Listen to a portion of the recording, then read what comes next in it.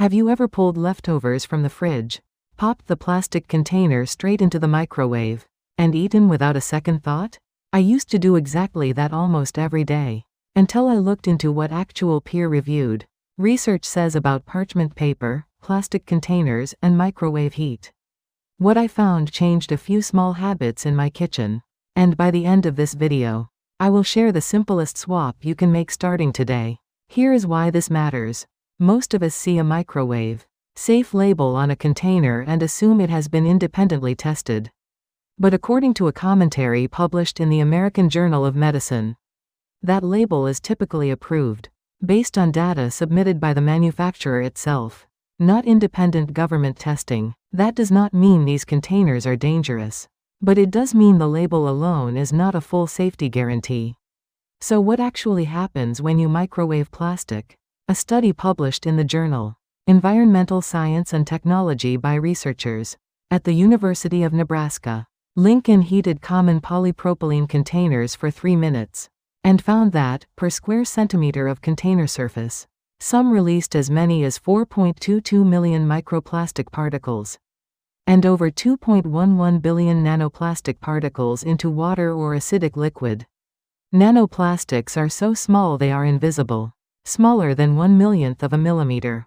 The same team then exposed cultured embryonic kidney cells to those released particles, and after 2 days, only about 23% of cells survived.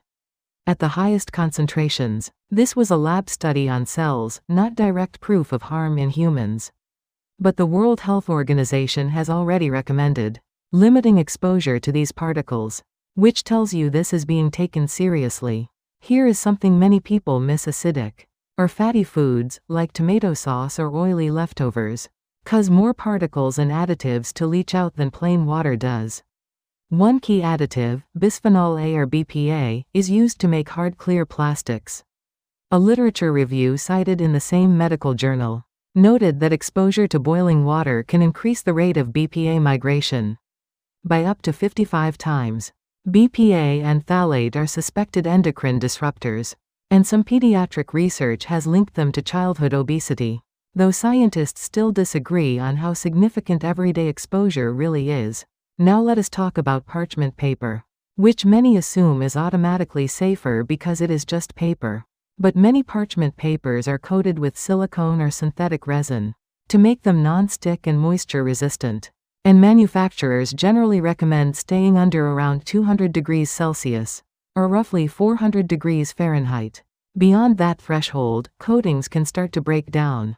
Some independent testing has also found PFAs, sometimes called forever chemicals, in certain parchment paper brands, though this varies by product. Rather than applying to all parchment paper universally, one important safety note: never put aluminum foil in the microwave, since the metal reflects microwaves and can spark or start a fire. Parchment paper will not spark, but its coating still deserves attention at high, prolonged heat. So what should you actually do? First, transfer leftovers into glass or ceramic containers before microwaving whenever possible, since neither releases microplastics or additives under heat. Second, if you must use plastic, leave the lid slightly open to vent steam and microwave in shorter intervals. Third, avoid storing or heating acidic foods like tomato-based dishes in plastic for extended periods. Fourth, check the temperature limit printed on parchment paper packaging and use silicone baking mats or oven-safe glass for high-heat cooking instead. For a simple weekly plan, check your containers on day 1. Switch your most frequently reheated dish to glass by day 2. Check your parchment paper packaging by day 3. Start venting lids by day 4. Avoid acidic foods in plastic by day 5. Retire scratched or old containers by day 6. And review your new habits by day 7. You do not need to throw everything out today. This is about gradually reducing frequent exposure, especially for children who take in more particles relative to their body weight. If you have specific health concerns, please consult a healthcare professional rather than guessing. Small swaps, like pulling out one glass container today, can make your family table a little safer. If this helped, please subscribe and share it with someone who needs it.